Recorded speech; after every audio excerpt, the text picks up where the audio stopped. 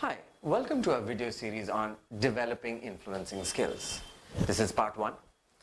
I have a question to all of you. How many of us have faced a challenge presenting a new idea, initiative, or plan in a conference room or boardroom? Discussing and persuading others during a meeting? Convincing peers to follow up on something which you want to do? Convincing the supervisor to implement something new, a new process, a new procedure, just about a new strategy. Gaining commitment and ownership from your reports. Well, you are not the only one if you have a challenge in that. Many of us do. So did I. And through my experience, I have realized there are few things which work very well to develop your ability to influence people. However, step 1, influence does not happen in vacuum. You can't just say that today I want to go up and talk to you and influence this group, and are they going to listen? Certainly not. Hasn't it happened to us many a time where I am presenting a particular point, nobody pays attention, nobody agrees, but the same thing presented by somebody else and they just lap it up? Well, that comes from building an influence personality. So let's look at the first part today on how do you build a personality that influences people. So what is it that makes a person an influencer without even trying that hard? Another question, how do I get people to sit up and pay attention when I speak? Well, I have a few points to put forward. The first one, be credible. The important thing to remember is that my credibility and trust within a group needs to be built. So, what is the image in front of the group which you're trying to influence? Do they see you as trustworthy, reliable, and dependable?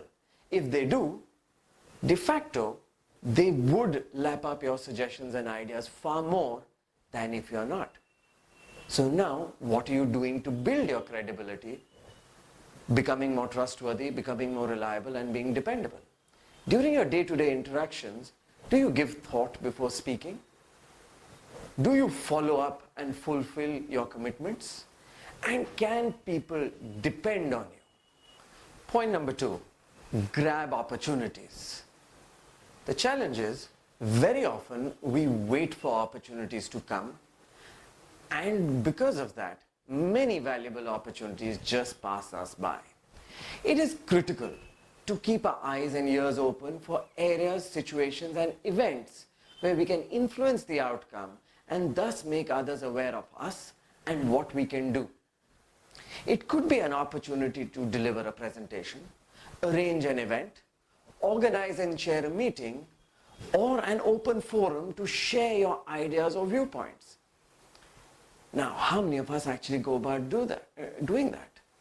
We tend to shy away from such opportunities and then wonder, why don't people sit up and listen to us? Point number 3, take responsibility and ownership.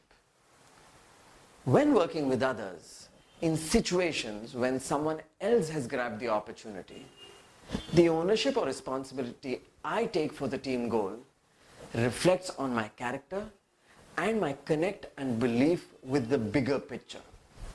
How hard I work to support others, how involved I get even if someone else might get the credit, shows others that I care more for the team goal and the bigger picture than just my own interests.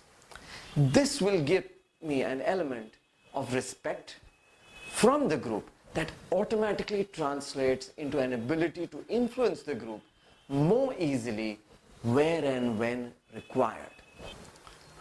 Fourth, step up.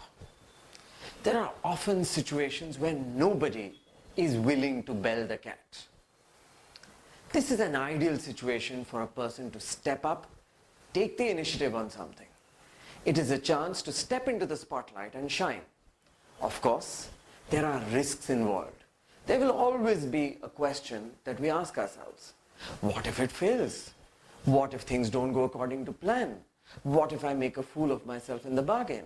Well, the point is, those who have the courage to step up and work out ways to give it their best shot will always be looked up to. Sometimes they will succeed and at other times fail. However, people will always look up to them for the courage they showed when others were unwilling. So, when are you going to step up? So, as we saw in this video, build credibility, grab opportunities, take responsibility and ownership, and step up.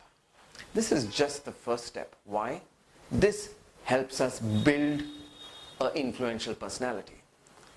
But then you say, is that enough? Well, not really. Because once you have an influential personality, you now need to go about actually influencing people. And how do you do that? Well, stay tuned.